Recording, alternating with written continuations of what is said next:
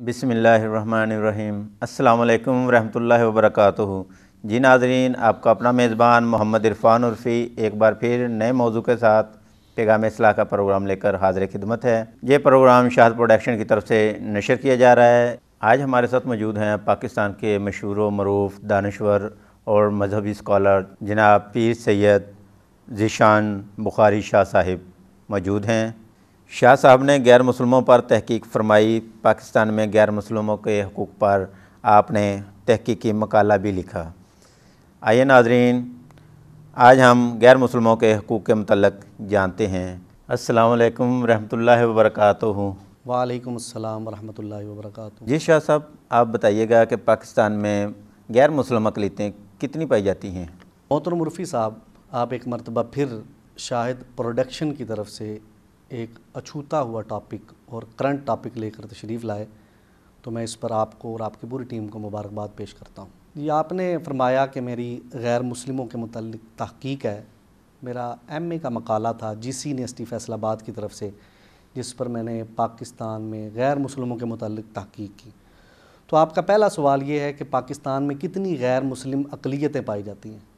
क्योंकि प्रोग्राम आपका बहुत शार्ट वक्त के लिए होता है, तो मैं डिटेल में नहीं जा सकता। आपको तरतीब के साथ मैं सिर्फ ये बता देता हूँ कि पाकिस्तान में जो गैर मुस्लिम अक़लियतें पाई जाती हैं, उनको अगर कैटेगराइज़ किया जाए तो सबसे पहली जो गैर मुस्लिम बड़ी अक़लियत है वो क्रिश्चियंस हैं पाकिस्तान में।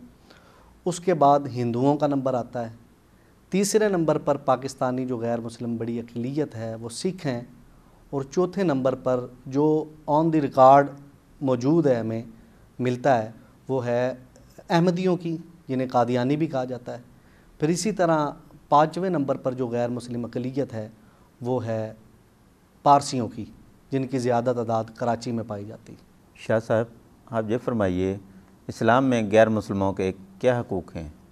इस्लाम में गैर मुस्लिमों के जो हकूक़ हैं उनके बारे में हुज़ूर नबी करीम सल्लल्लाहु अलैहि वसल्लम के दौर मुबारक में, उसके बाद जो सैयदना अबू बकर सिद्दीक़ रज़ी अल्लाह ताला अन्हु, चारों खुलाफ़ाए राशिदीन सैयदना उमर फ़ारूक रज़ी अल्लाह ताला अन्हु, सैयदना उस्मान गनी और सैयदना अली शेर खुदा, सिर्फ़ आपको हुज़ूर नबी करीम सल्लल्लाहु अलैहि वसल्लम के बारे में जो हदीस मुबारक एक सुनन निसाई में आई है, जिसमें हुज़ूर नबी करीम सल्लल्लाहु अलैहि वसल्लम ने इरशाद फरमाया, हदीस नंबर गालबन 3052 है। हुज़ूर नबी करीम सल्लल्लाहु अलैहि वसल्लम ने इरशाद फरमाया, मेरी जो रियासत है उसमें कोई भी अगर गैर मुस्लिम शहरी के साथ कोई मुसलमान नारवा सलूक करेगा तो ये याद रखना, क़यामत के दिन मैं अल्लाह रब्बुल इज़्ज़त की बारगाह में अपना जो गैर मुस्लिम शहरी होगा उसकी वकालत के लिए खड़ा हूँगा और उसके हक़ के लिए लड़ूँगा।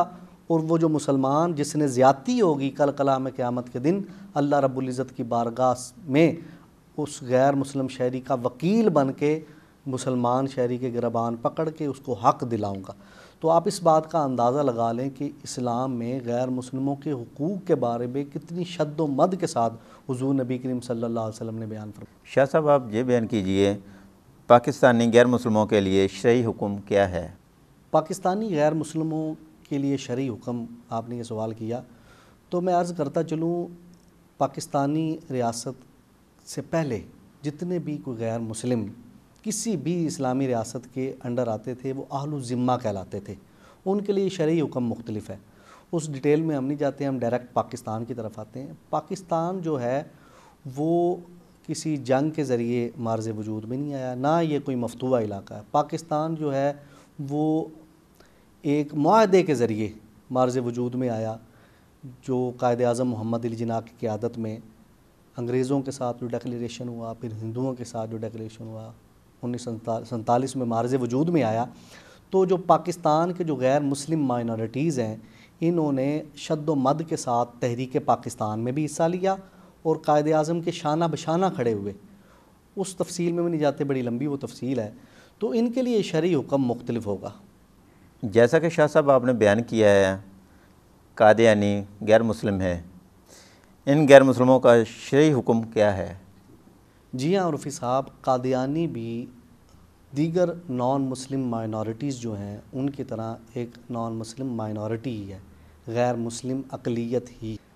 अहमदी जो हैं उनके साथ हमारी वजह तनाज़े और मुस्लिम मेजॉरिटी की वजह तनाज़े यही है کہ ان کو 1974 کے آئین میں دائرہ اسلام سے خارج کیا گیا، ان کے اپنے عقائد، ان کے اپنے نظریات کی وجہ سے، مگر وہ بزعم خیش اپنے آپ کو مسلم ہی تصور کرتے ہیں، اور یہی ان کے ساتھ ایک جو ہے وجہ تنازع ہے، اور اسی وجہ سے مختلف فسادات پھوٹتے ہیں مختلف، کیونکہ وہ اسلامی معاملات میں انٹرفیئر کرتے ہیں۔ جب ان کو دائرہ اسلام سے ان کے عقائد کی وجہ سے خارج کر دیا گیا، وہ کلمہ طیبہ بھی پڑھتے ہیں، وہ مساجد بھی بناتے ہیں، وہ جو ہے مرزا غلام احمد قادیانی کو نبی بھی تصور کرتے ہیں، تو وہ جو مرضی کرتے رہیں مگر اپنے آپ کو وہ مسلمان نہیں کہہ سکتے، کیونکہ ان کو ان کے عقائد کی وجہ سے متفقہ فیصلہ جو ہے ان کو دائرہ اسلام سے خارج کر دیا گیا۔ جو قادیانی ابھی تک قومی دھارے میں نہیں شامل ہوئے، ان کے لیے آپ کیا پیغام دینا چاہتے ہیں؟ عرفی صاحب، آپ نے بڑا اہم یہ سوال کیا کہ قادیانی جو قومی دھارے میں نہیں آتے تو ان کے لیے پیغام کیا ہے؟ ان کے لیے پیغام یہی ہے کہ جب تمام علماء کا متفقہ فیصلہ اور کانسٹیٹیوشن آف پاکستان میں ان کو نان مسلم مائنورٹی ڈکلیئر کر دیا گیا، تو جس طرح دیگر پاکستان کی غیر مسلم اقلیات ہیں، جن میں کرسچنز آتے ہیں، جن میں ہندو آتے ہیں، جن میں پارسی آتے ہیں، جن میں بہائیوں کا نام آتا ہے اور جن میں سکھوں کا نام آتا ہے، ان کے ساتھ جس طرح ہمارے ہاں بڑا اچھا سلوک روا رکھا جاتا ہے، ایک پیسفل ایٹماسفیئر ہے، ان کے ساتھ کوئی ہمارا کانفلکٹ نہیں ہے کسی معاملے میں، اور بڑے اچھے طریقے سے وہ زندگی استوار کر رہے ہیں۔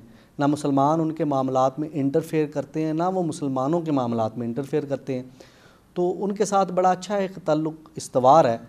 تو احمدیوں کے ساتھ جو تعلقات خراب ہونے کی سب سے بنیادی وجہ یہ ہے، جب سے ان کو نان مسلم مائنورٹی ڈکلیئر کیا گیا تب سے ہی انہوں نے اپنے آپ کو غیر مسلم تسلیم ہی نہیں کیا۔